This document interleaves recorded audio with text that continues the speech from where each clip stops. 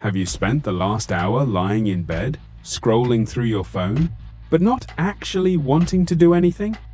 Your deadlines and unread messages are piling up, but your body feels heavy, like the last drop of energy has already been drained out of you. From the outside, you look fine. You're hitting your targets, but inside, you feel like a pre-programmed routine, going through the motions on autopilot while your mind is somewhere else entirely. If you feel like you're watching a movie where you're the main character but you have no control over the story, I want you to know that you aren't lazy. You've just been carrying too much for too long. Welcome back to Human Algorithm.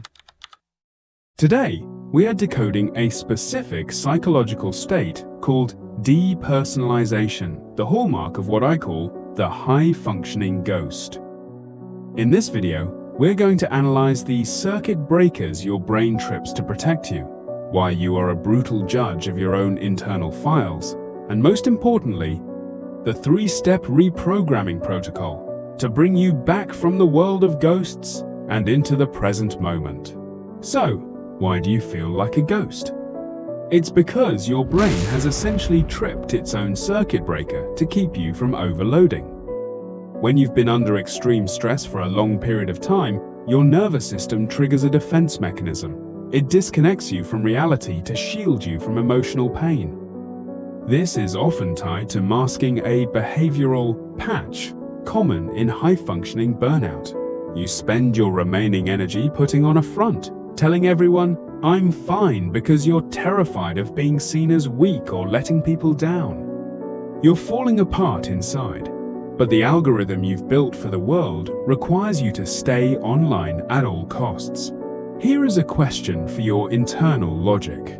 Why are you so kind to everyone else while being a ruthless judge to yourself? It comes down to a cognitive bug called the information gap. When a coworker makes a mistake, you only see the surface of their life. You can easily forgive them. But with yourself, you hold the complete file, every embarrassing moment, every private failure, and every hidden thought. Because you have more data on your own flaws, your internal algorithm becomes a brutal judge, refusing to grant you the same compassion you offer to strangers. Many high-functioning ghosts are trapped between two versions of themselves, their actual self and their ought self. The ought self is the version of you that you believe must be perfect so society won't reject you. This often starts in childhood.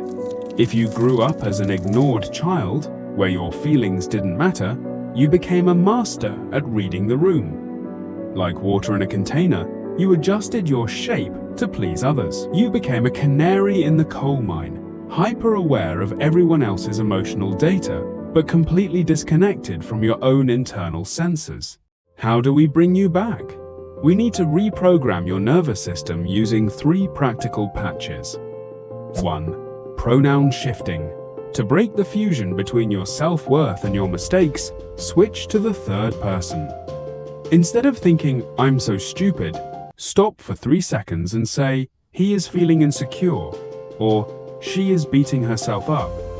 This creates the psychological distance needed for compassion. 2. The 5-second silence. High-functioning ghosts usually deflect praise because it doesn't match their negative internal image. Next time you get a compliment, lock down the reflex to minimize yourself.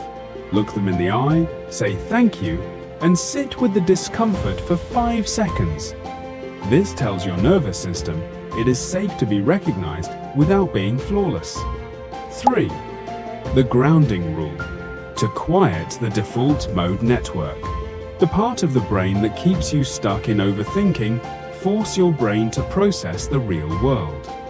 Name 3 things you can see, 3 things you can hear, and 3 things you can touch. This biological technique forces your brain to disconnect from junk files and return to the present moment. You are not a ghost, and you are not a failure. You've just been running a marathon. You were never meant to finish alone. It's time to give yourself permission to be tired and permission to be real. Which part of the ghost experience do you feel most often? Is it the autopilot or the constant need to perform for others? Share your story in the comments. If this helped you put down even one invisible weight today, hit like and subscribe to keep decoding the mind with us. Thank you for watching, and I'll see you in the next one. Happy decoding!